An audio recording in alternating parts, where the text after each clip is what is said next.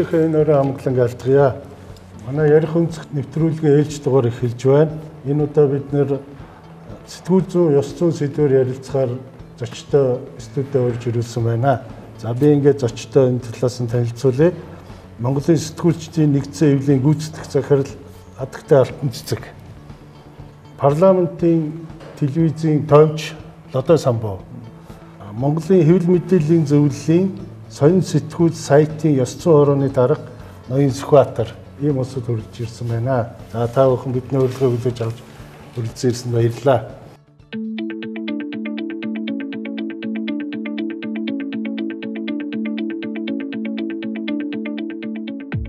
За би тэгээд асуултаа Алтан Цэцгээс эхлэе гэж бодож байна. Хэвлэлийн эрх чөлөө өнөөдөр Монгол улсад одоо ямар төвшөнд байна? Бусад одоо дэлхийн улсуудтай харьцуулахад одоо тэр эрх чөлөө мундаг улсуудтай харьцуулах, бүр доод түвшинд байгаа улсуудтай харьцуулахад Монгол улсууд яг аль хувьд нь явдаг юм бол?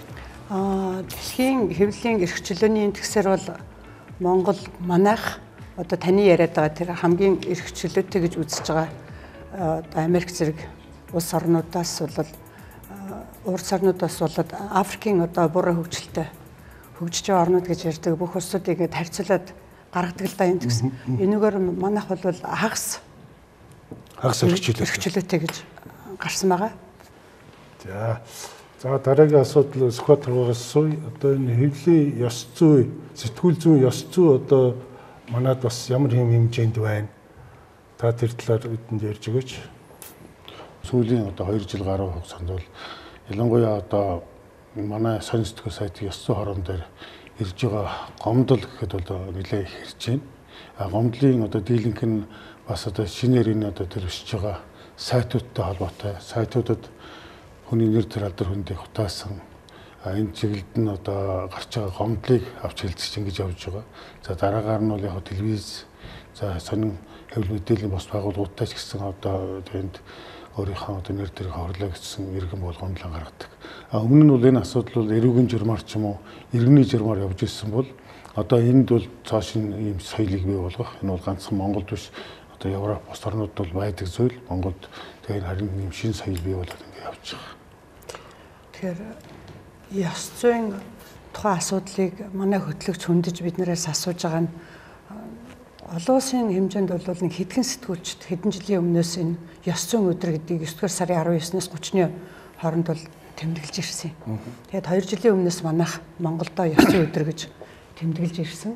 Энэ уламжлалын дагуу энэ өдрүүдэд багтаж бас ийм одоо нэвтрүүлэг ярилцлага хийж байгаа юм байна гэж ойлгож хүлээж авч байгаа. Ер нь ёс зүй бол үеийн үед одоо Монголын сэтгүүлчдийн дунд олон зуун жилийн Монголын сэтгүүл зүйн өсч хөгжсөний одоо 105 жилийн 104 жилийн гэж бид ярьж байгаа шүү дээ.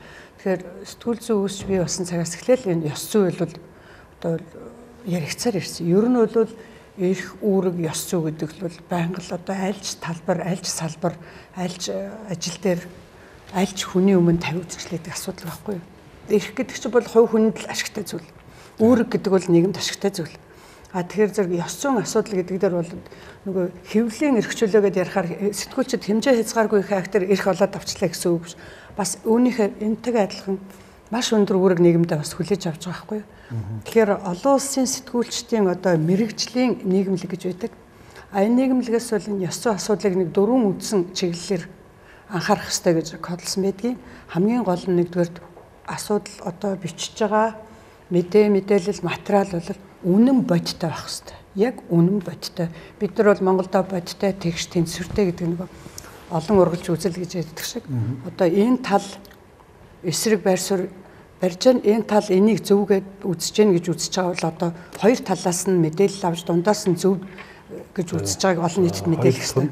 Хоёрдугаарт нь бол мэдээлэлээс ямар нэгэн тийм сөрөг дагавар гарахаас аль болох болгоомжлох хэрэгтэй. Одоо манай Монголын хувьд бол нэг 20 хэд үндэстэнтэй.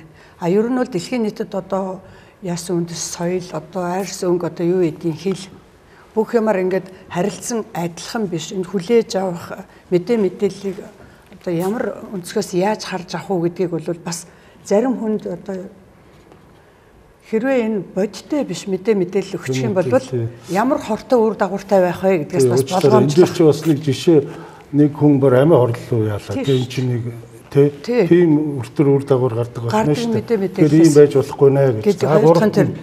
Тэгэхээр бие даасан үйл ажиллагаа явуулах хэрэгтэй. Сэтгүүлч яг ялангуяа хэвлэлийн эрхчлөөний хууль тай улс оронд манай Монгол шиг улс оронд сэтгүүлч хүн хэдийгээр одоо нэг хувийн эзэдтэй энэ телевиз, сонин, радиод ажиллаж байгаа ч гэсэн одоо тэд нар бол их сайн хүмүүсэлтэй.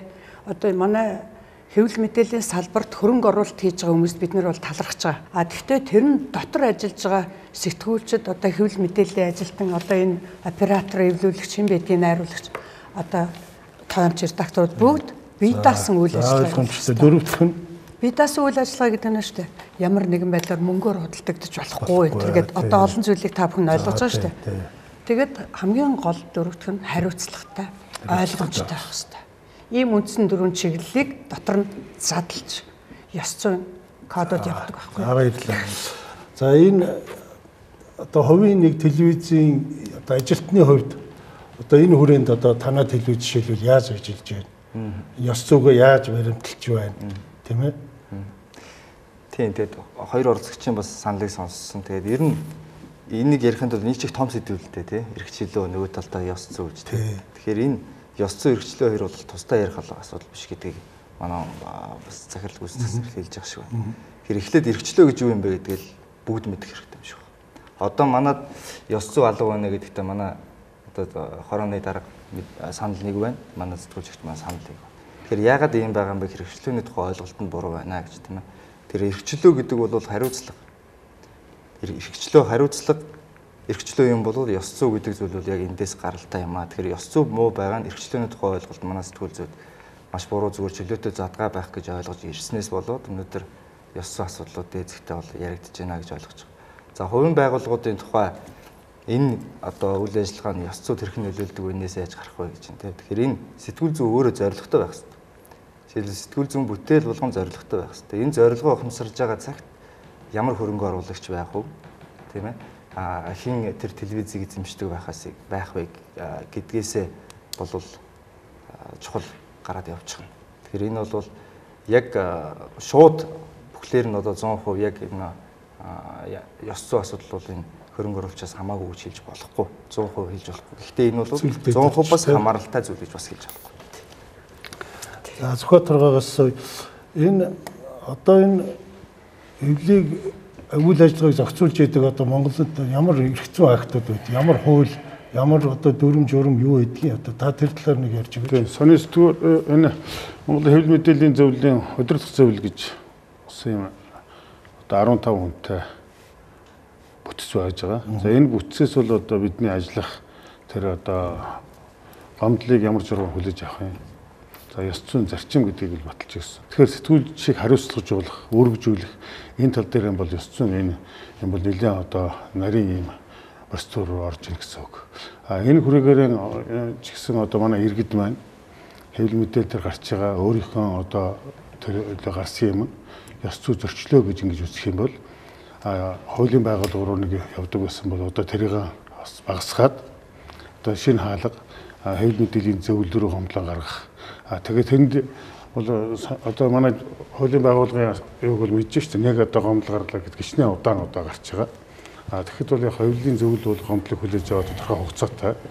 Хугацаанд одоо холбогдох байгууллагуудаас саналыг аваад тэгээ ингээд зөвлөлийнхаа одоо хоёр үндсэн радио телевиз ёс зүй хороо, сонин сэтгүүлийн ёс зүй хороо гэсэн хоёр зөвлөлтэй. Энэ хоёр зөвлөлөөрөө одоо ингээд хоролдоод энэ шийдвэр гаргадаг ийм төвшөнд л явж байгаа.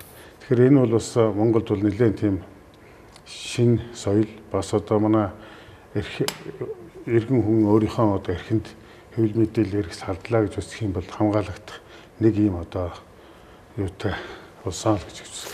Тийм байна. Одоо миний ойлгож байгаа хуучин болоод энэ хүн гүтгүүллээ одоо доромжлууллаа ч гэдэг юм уу. Тэгэхээр бол зөвхөн цагдаа замддаг байсан баг тий. Одоо бол энэ мэргэжлийн байгууллагууд иргэний хуулиар юм уу, эрүүгийн хуулиар юм уу одоо ингээд тэр заалтыг хэрэгждэг байсан. Тийм ээ. Тэгтэл одоо энэ манай Монголд чинь хэвлэл мэдээллийн байгууллага их олон байгаа. Телевиз ихтэл 100 гарнаар одоо орон нутаг их оруулах юм бол 100 гарнаар энэ сонин сэтгүүл FM одоо тэгээд тэр вебсайтуудыг тэгэхээр зэрэг эн чинь энэ цаг үед дагаад зохицуулах хэрэгтэй болж байгаа байхгүй юу? Дотроо манайхаа энэ төрийн бас маягтай байгууллагууд ингээд үйл ажиллагаагаа сэтгүүлчдийн дунд чиглэлээр явуулаад байгаа юм л да. Нийтдээ хэдчнээ гомдол ирсэн байгаа л өнөөдөр. Ер нь одоо Арад телевизийн ёс зүйн хорон дээр бол гомдол харьцангуйгаар цөөхөн байна.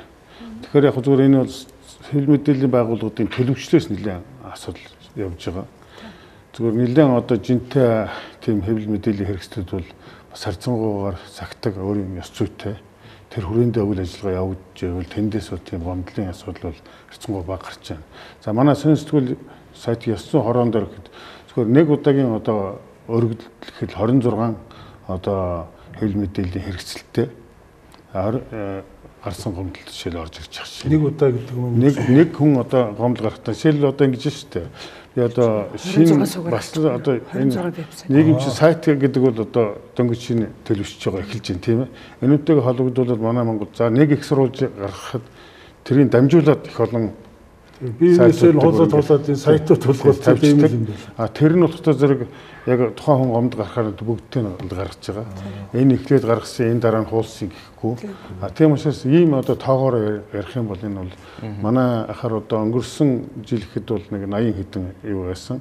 За энэ жилийн одоо эхний 9 сарын гарны байдлаар бол бас нэг 50-д орчим шахуу ийм гомдол одоо хэлцэгдэж орж ирсэн байж байгаа. Тэгээд одоо тэднийг та нар хэлцээд одоо ямар шийтгэл оногдуулдаг юм уу яадгийн тэр маань. За одоо арга хэмжээний хувьд бол арга хэмжээ бас байж байна. Ёс зүйн одоо зөрчсөн гэж үзэж байгаа юун дээр нь бол за нэгдүгээрт юу олон нийтэд одоо мэдээлж байгаа нэрийн дурдж тухайн хэвлэл мэдээллийн одоо мэдээлэл ийм нийтлэлтэй ёс зүйн зарчмын төдийн төдийг ингээд заасан заагаад ингээд зөрчсөн гэж ингэж үзээ тэгээд тэрийг нь бол олон нийтэд мэдээлж байгаа. Ийм юу байгаа. Зөвхөн сая бол бас олон нийт мэдээлэхгүйгээр нэрийн зарлахгүйгээр бас арга хэмжээ авдаг ийм юу байсан. Тэр санкцыг бол дөрвөнд бол байсныг бол гассан байгаа. Одоо заавал мэдээлэх нь заавал мэдээлэх болсон. За мөн уучлал хүссэн, залруулах гаргасан ийм одоо зүйлүүд байх юм бол тэрийг бас дурддаг. Ерөнхийдөө шийтгэлийн 3 юм үзэлбэртэй байж байгаа. Нөө хөвлийн өргөжлөлийн бие даасан байдал гэж. Зөв миний одоо жирийн үзэгчийн хувьд бол энэ телевизийн дарга гэдэг юм уу, санхүүжүүлэгч гэдэг юм уу, тийм үний л одоо шиг шухан бол энэ телевизэд заавал байх хэрэгтэй. Ялангуяа улс төрийн одоо янз бүрийн сэдвүүдээр. Чи энэ улс төрийн энэ өнцгийг чи барихгүй юм бол чи манад одоо байх шаардлагагүй ч гэдэг юм. Би бол тэгж хараад байдгийн телевизийн бүх одоо медиаг одоо яг тийм юм жишээлбэл танай телевиз дээр ямар байна энэ байдал? Би өмнө бас телевиз сонин сайт гэдэг бүгд тус бүр дээр нь 2 жилээс дээш ажиллаж байсан л та. Тэгээ бүгдээрээ л редакцтай бүгдээрээ даргатай байсан. Тэгээ яг өдөр тутмын сэтгүүлчийн үйл ажиллагаанд яг ёс зүйн хувьд алдаа дутагдал гаргах тий одоо мэдээ материал нийтлэл сурвалжлага гэх мэтчлэн зүйлүүд бол өдөр болгон нөлөөлөд байдаг юм зүйл бол үндсэндээ байхгүй. Зүгээр одоо манад их ховор гэж хэлэгдэж байгаа 90 сурвалжлах сэтгүүл зүй гэдэг юм. 90 сурвалжлах бүтээл дээр энэ бол маш ихээр харагддаг. Тэмдээ чинь яг 90 сурвалжлах сэтгүүл зүйн бүтээл бол их ховор байгаа. Одоо байгаанууд нь бол ямар нэг захиалгатай. Редакцийн одоо өдөртний мэдээ материал дээр бол яг энэ ёс зүйн талаас нь хараад үзэх юм бол жишээлбэл би одоо телевизэд ажиллаж байхад профессор хүнийг процессор гэж бичихгүй байх үүрэг нь жишээлбэл өөрт нь байж байгаа учраас энэ бол тийм тэр одоо хараат бус байдал гэдгээс бол хол хөндийн асуудал бол авч. Ерэн сурвалжлах энэ маань одоо улс төртэй холбоотой байна уу?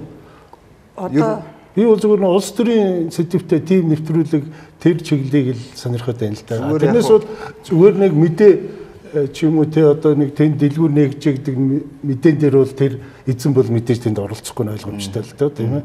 Одоо энд ингэдэг манай сэтгүүлчид дийлнэх залуу сэтгүүлчид манай ярьдаг л да. Одоо энэ яг 90 сурвалжлах нэвтрүүлэг хийгээд ингээд явъя гэхээр хууль эрх зүйн мэдээлэл олж авах одоо нөхцөл байдал одоо хэцүү байна. Тийм учраас хууль эрх зүйгээ сайжруулах, мэдээлэл олж авах, хадгалах, их сурвалжийн аюулгүй байдал, мөн өөрийн аюулгүй байдал гэх мэтчлээ.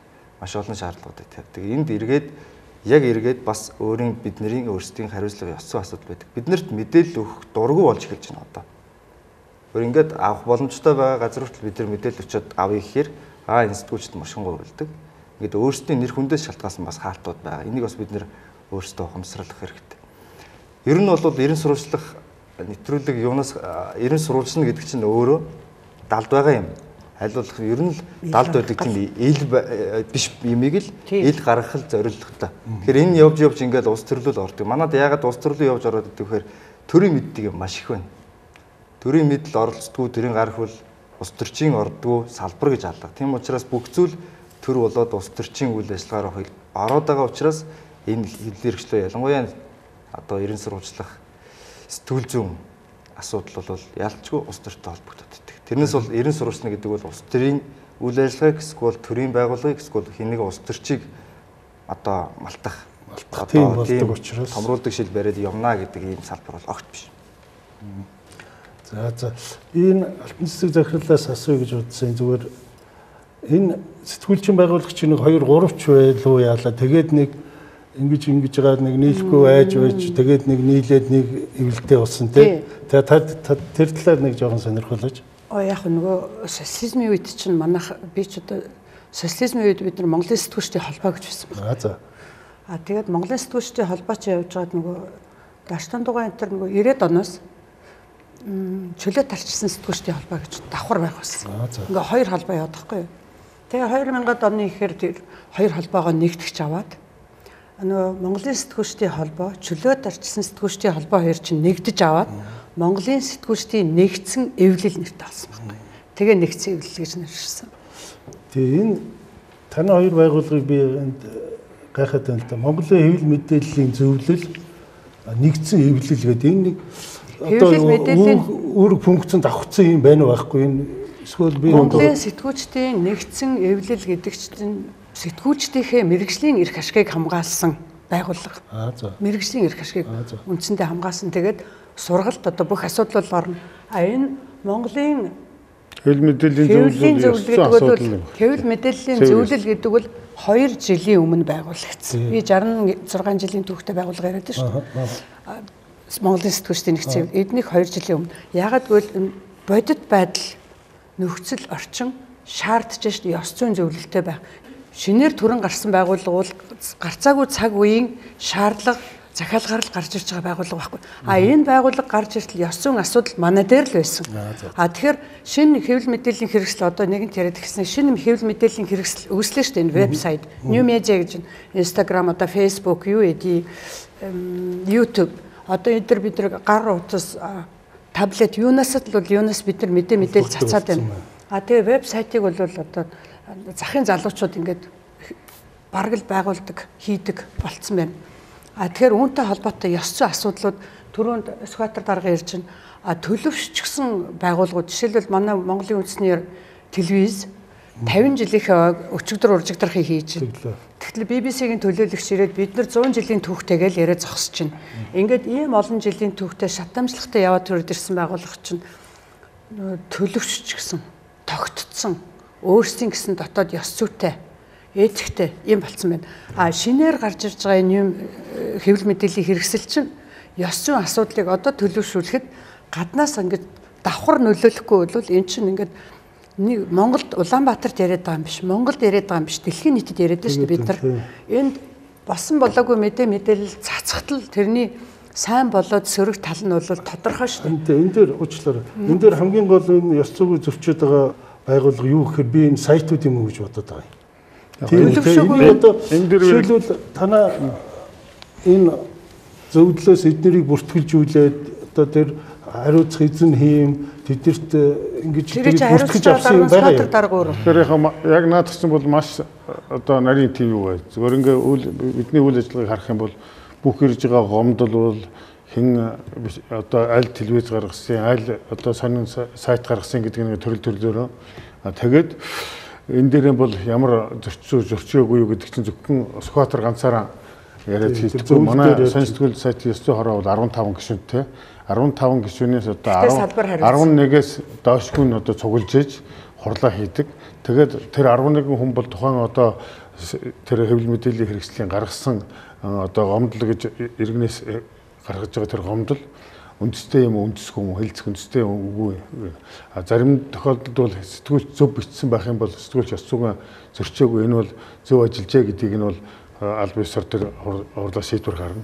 Хэрвээ сэтгүүлч тэн дээр алдаа гаргачихсан байх юм бол тэрийг нь бол ийм ёс зүйн ийм зарчмын ийм заалтыг ингэ зөрчсөн байна гэдэг дээр нь одоо шийдвэрээ гаргаад ингээд нийтэд зардаад ингээд явчих.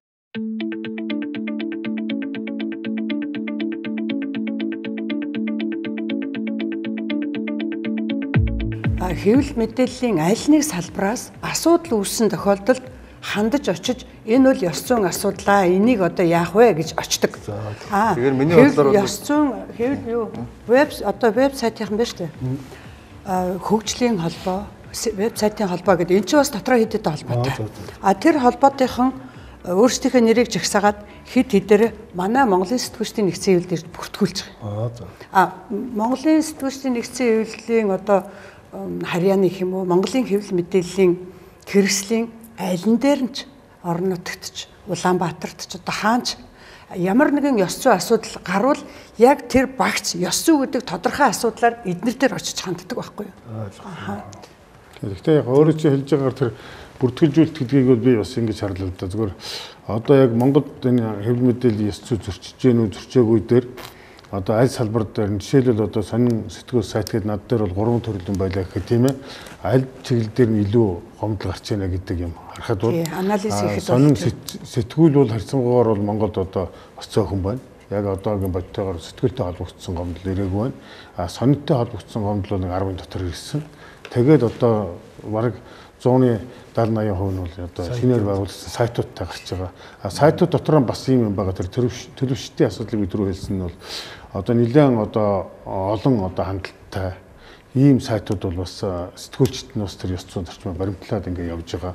Гэтэл бол сантай муутай ганцхан хүн ашигладаг юу ажилуулдаг ч гэдэг юм уу баг тийм одоо байр сууцсан хаана зохио олддоггүй. Жишээлбэл нэг ингээд бүртгэлээ авахтаа бол нэг газаргаа бүртгүүлсэн. Бүр гэртээ бүртгүүлж гисэн. Тиймэрхүү сайт эднэр байж байгаа.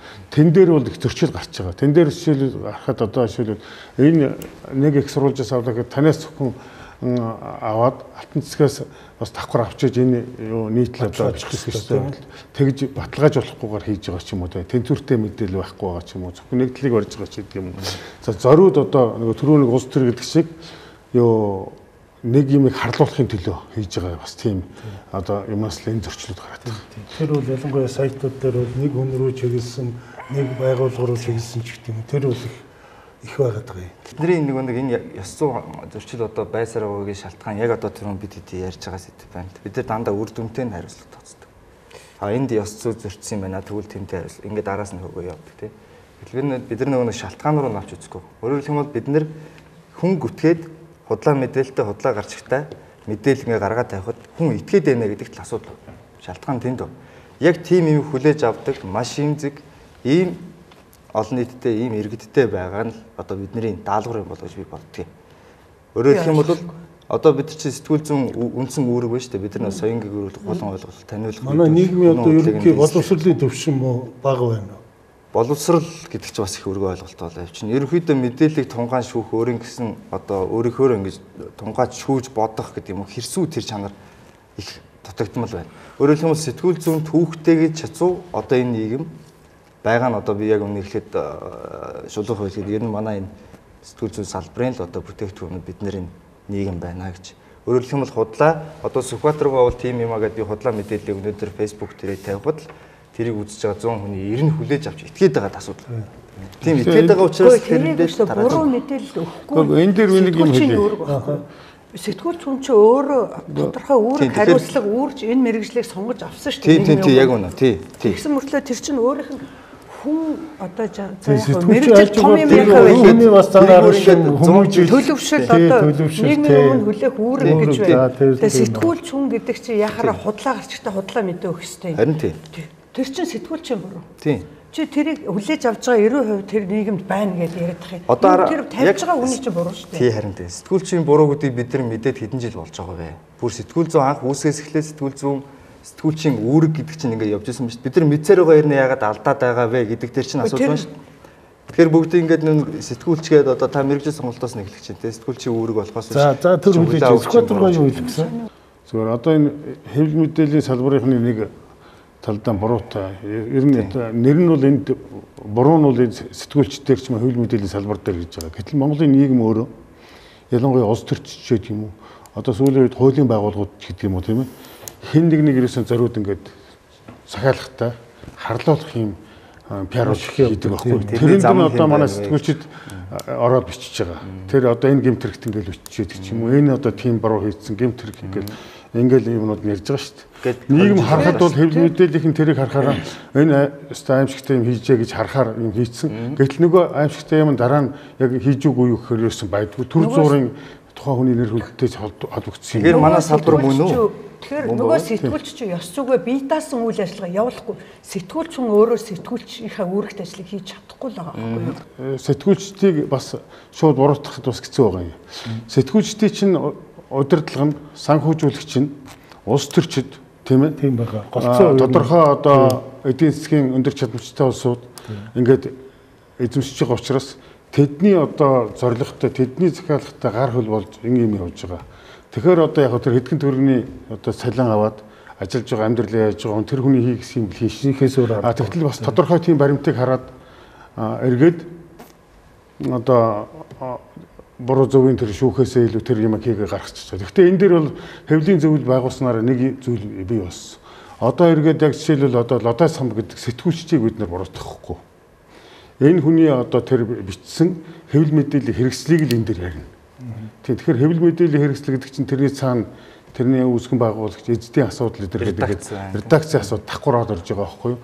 Тэгэхээр яг сэтгүүлчийн ёс зүйн бичиж байгаа юмныхаа ёс зүйн асуудалтай редакц өөрөө одоо хариуцлага ярих. Үржсэн үүрэгч болно тийм ээ. Монголын хэвлэл мэдээллийн зөвлөл бол тухайн одоо хэвлэл мэдээллийн хэрэгсэлтэй ёс зүйн зөрчлийн асуудлыг ярьж байгаа. Тэг би дөрөв нэг бас дутуу ойлгохгүй яа.